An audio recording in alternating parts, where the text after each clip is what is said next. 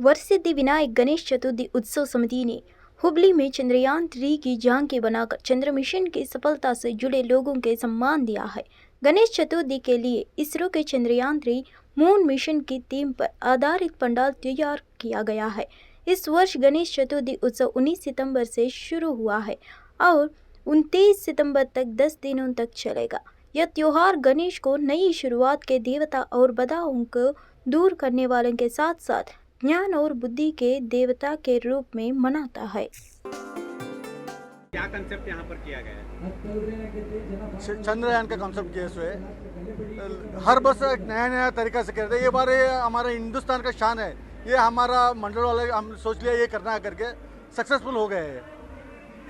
कितना खर्चा है? और करीबन 11 लाख रुपए खर्चा होगा। 11 लाख भी हमारा छद्दा लेते हैं, छद्दा इसके हिसाब से करते हैं। कितने लोग इसमें बनाने में व्यस्त हैं? एक महीने से 20 लोग काम किया है।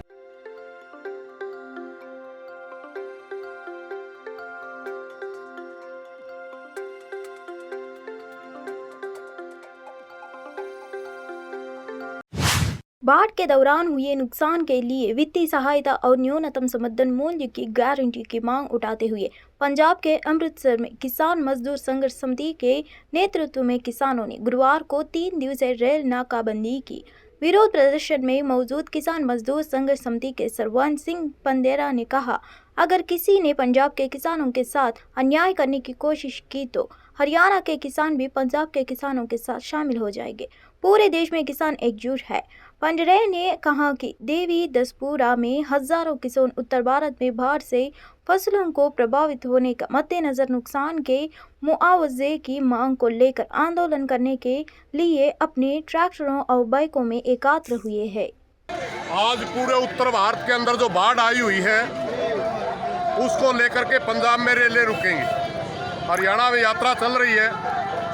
मैं पंजाब सरकार को बता देना चाहता हूं, हमारे किसानों के साथ अगर बदतमीजी करी, जिस तरह पिछली बार आप लोगों ने घरों से उठा करके हमारे किसान को भी शहीद कर दिया, अगर अब की बार किसानों के साथ ऐसा कुछ करने की कोशिश करी तो हरियाणा का किसान भी पंजाब। असम के मोरीगांव जिले के बुरा गांव में मानसिक रूप से विक्षिप्त लड़की से बलात्कार के मामले में एक महिला और 2 अन्य पुरुषों को गिरफ्तार किया गया। पुलिस के मुताबिक लड़की का 7 सितंबर को अपहरण कर लिया गया और कथित तौर पर कई बार सामूहिक बलात्कार किया गया। पुलिस ने कहा कि उसे एक अन्य महिला के घर पर 2 सप्ताह से अधिक समय तक बंधक बनाकर रखा गया था। पुलिस की पूछताछ में आरोपी महिला ने बताया कि उसके घर में हुए रेप में 2 से 3 लोग शामिल थे। पुलिस ने आरोपी महिला और 2 अन्य पुरुषों को इस मामले में हिरासत में ले लिया है, जबकि अन्य संदिग्धों को पकड़ने के लिए तलाशी जारी है। There were 2-3 persons who were also involved in that case, and accordingly we have arrested 2 persons yesterday. One is namely Abu Bakr Siddiq Ali, and another one is Nurul Haq, and we have produced them before the honorable court. Now they are in our police remand, and during investigation it revealed that victim lady was molested by these 2 accused persons, and we are also trying to find out. Delhi के Kashmiri gate flyover की दीवार पर खालिस्तान समर्थक नारे लिखे पाए जाने के बाद दिल्ली पुलिस ने गुरुवार को मामला दर्ज किया। फ्लाईओवर पर खालिस्तान समर्थक नारे लिखे हुए मिले थे। दिल्ली पुलिस ने काफ़ी मेहनत कर इन नारों को मिटा दिया है। हालांकि दिल्ली में पर्याप्त सुरक्षा रहती है, लेकिन ऐसे नारे अक्सर लिखे हुए पाए जा रहे हैं। 27 सितंबर को पहले एक वीडियो सामने आया जिसमें नारे लिखे हुए दृश्य देखे गए। दिल्ली पुलिस ने कहा कि वीडियो में दिख रहे साइनस बोर्ड के अनुसार उत्तरी जिले के इलाके में व्यापक तलाशी शुरू की गई और सीलमपुर से कश्मीरी गेट की ओर आने वाले फ्लाईओवर पर नारे लिखे हुए पाए गए। पुलिस ने इस मामले में केस दर्ज कर लिया है।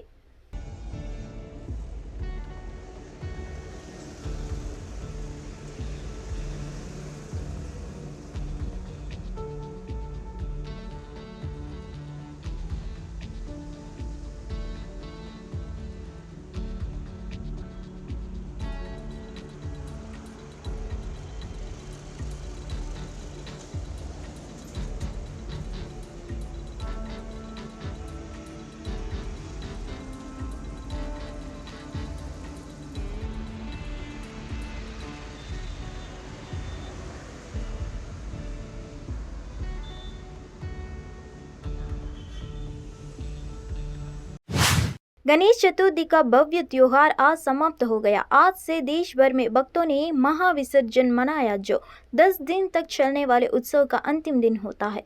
तेलंगाना शहर में खैरताबाद गणेश की मूर्ति को हुसैन सागर जेल में विसर्जन के लिए लाया गया।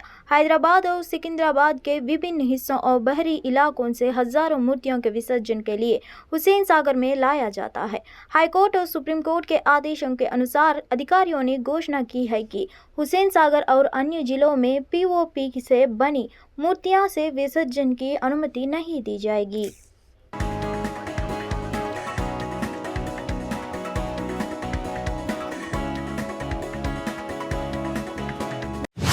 एशियन गेम्स में भारतीय वुशु खिलाड़ी रोशिबिना देवी ने सिल्वर मेडल जीतकर इतिहास रच दिया।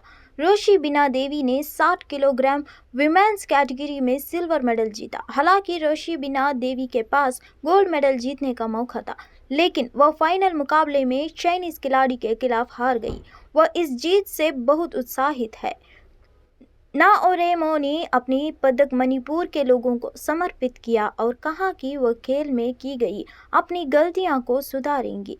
उन्होंने कहा कि यह रजत पदक मणिपुर के लोगों को समर्पित है। मैंने इस खेल में अपना सर्वश्रेष्ठ प्रयास किया।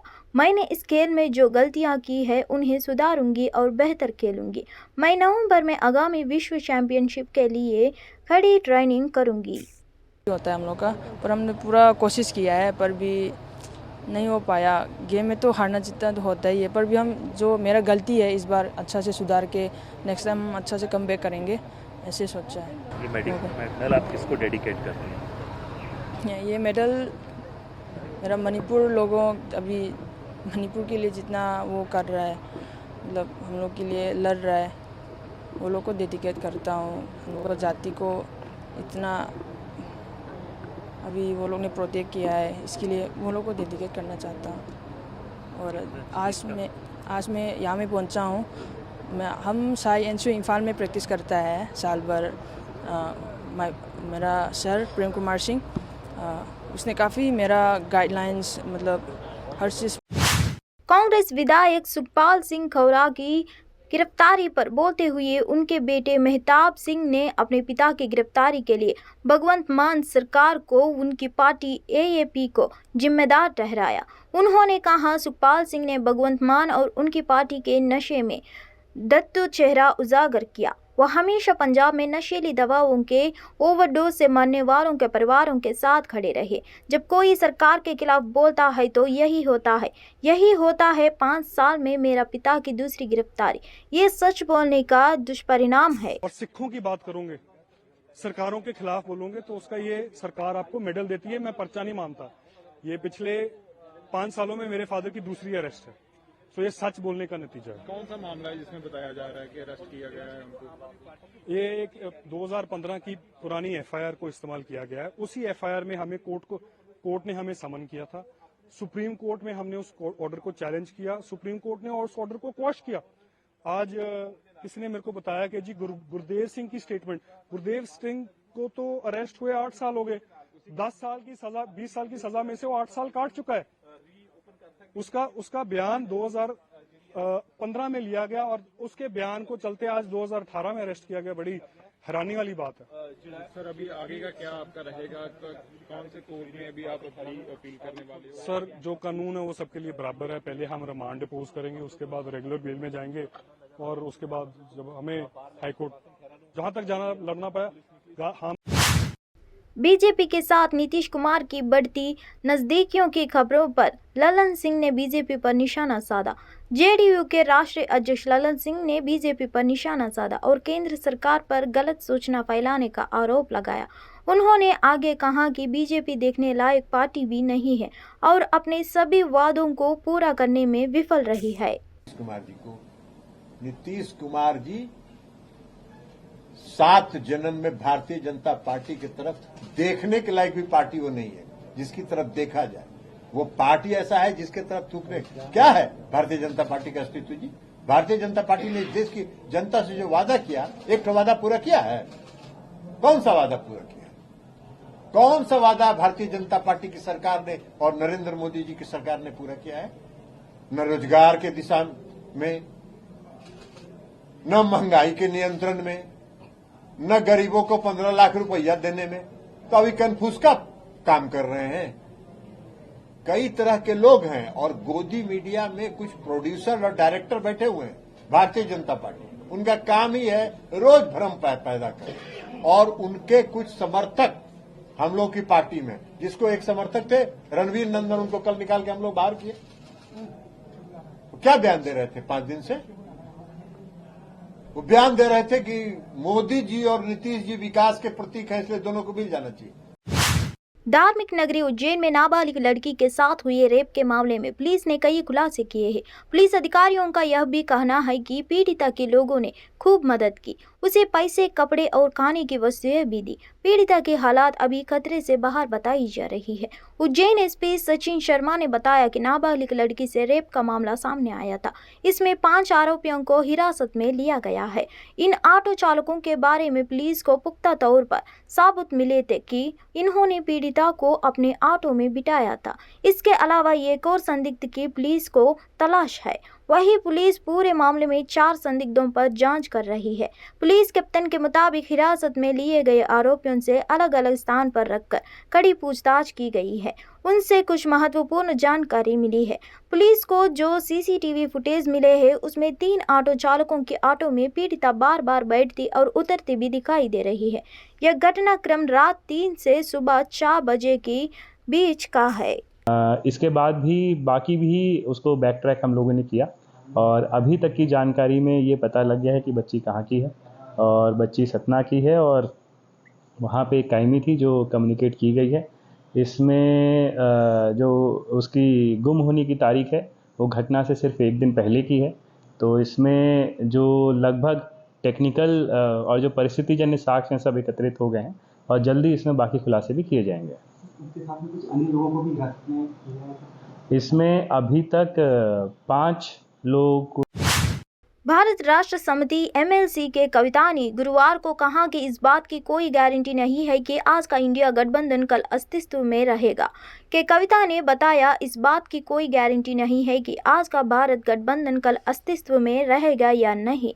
उससे पहले राज्य चुनाव और संसद चुनाव के लिए सीट बंटवारे के मुद्दे होंगे, उसके बाद स्थिति अलग होगी। उन्होंने आगे कहा कि जब संसद चुनाव के नतीजे आएंगे तो उसके बाद भी स्थिति बदल जाएगी।